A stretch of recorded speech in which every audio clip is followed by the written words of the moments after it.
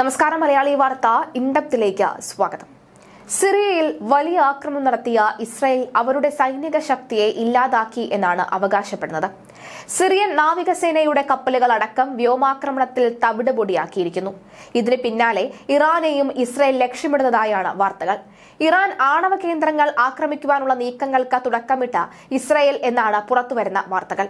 സിറിയയിലെ അസദ് ഭരണകൂടം വീണതിന് പിന്നാലെ ഇസ്രായേൽ പ്രതിരോധ സേന ഇതിനുള്ള സാധ്യതകൾ പരിശോധിക്കുന്നുവെന്നാണ് മാധ്യമങ്ങൾ റിപ്പോർട്ട് ചെയ്യുന്നത്.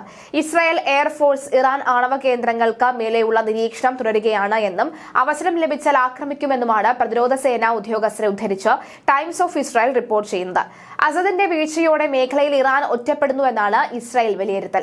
ലബനാനിൽ ഹിസ്ബുള്ളയുടെ കരുത്ത് ചോർന്നതും ഇറാനുള്ള തിരിച്ചടിയാണെന്നാണ് പ്രതിരോധ സേനയുടെ വിലയിരുത്തൽ. സിറിയയ്ക്ക് മേലെയുള്ള ആകാശത്തിന്റെ പൂർണ്ണ നിയന്ത്രണം തങ്ങൾക്ക് ലഭിച്ചുവെന്നും ഇസ്രായേൽ അവകാശപ്പെട്ടു. ഇത് ഇറാനിലേക്ക് സുരക്ഷിതമായ പാത ഒരുക്കുമെന്നാണ് ഇസ്രായേൽ സൈനിക ഉദ്യോഗസ്ഥർ അറിയിച്ചിരിക്കുന്നത്. അസാദിന്റെ കലത്തുണ്ടായ വ്യോമ പ്രതിരോധ സംവിധാനത്തിന്റെ 86% നശിപ്പിച്ചു എന്നാണ് ഇസ്രായേൽ അവകാശപ്പെടുന്നത്. സിറിയയിൽ നീണ്ട 50 വർഷത്തിനിടെ സാധ്യമാകാത്തതാണ് 2 ദിവസത്തിനിടെ ഇസ്രായേൽ പൂർത്തിയാക്കിയത് എന്ന റിപ്പോർട്ടുകൾ പുറത്തു വന്നിരുന്നു.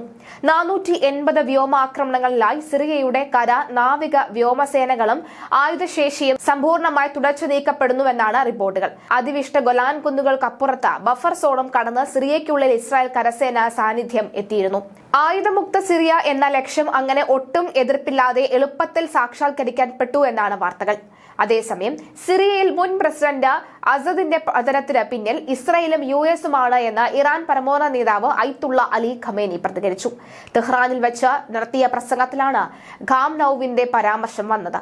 സിറിയയിൽ എന്ത് സംഭവിച്ചു എന്നതിന് ഒരു സംശയവുമില്ല. അമേരിക്കയുടെയും സിയോണിസത്തിന്റെയും സംയുക്ത പദ്ധതിയാണ് അതെന്ന് അദ്ദേഹം പറഞ്ഞു. അസദിന്റെ വീഴ്ചയ്ക്ക് പിന്നിൽ അയൽ രാജ്യത്തെ സർക്കാരിനും പങ്കുണ്ട്. എന്നാൽ ഏത് രാജ്യമാണ് എന്ന് പറയാൻ താൻ ആഗ്രഹിക്കുന്നില്ല എന്നും ഖാംനൌ വ്യക്തമാക്കി. സിറിയയുടെ സുസ്ഥിരതയ്ക്ക് ഭീഷണിയുണ്ട് എന്ന് ഇറാൻ രഹസ്യാന്വേഷണ വിഭാഗം 3 മാസം മുമ്പ് തന്നെ മുന്നറിയിപ്പ് നൽകിയിരുന്നുവെന്നും അദ്ദേഹം പറഞ്ഞു. എന്നാൽ ശത്രുവിനെ സിറിയ അവഗണിക്കുകയായിരുന്നുവെന്നും അദ്ദേഹം കൂട്ടിച്ചേർത്തു. അസദിന്റെ വീഴ്ചയ്ക്ക് പിന്നിൽ യുഎസും ഇസ്രായേലുമാണ് എന്നതിന് തന്റെ കൈവശം തെളിവുണ്ട്. അതുകൊണ്ട് ഇക്കാര്യത്തിൽ യാതൊരു സംശയത്തിനും വകയില്ല. ഇസ്രായേലിൽ നിന്നും ആക്രമണം ഉണ്ടാവുമ്പോൾ ഡമാസ്കസിൽ നടക്കുന്ന ആഘോഷങ്ങൾ അംഗീകരിക്കാനാവില്ല എന്നും അദ്ദേഹം കൂട്ടിച്ചേർത്തു.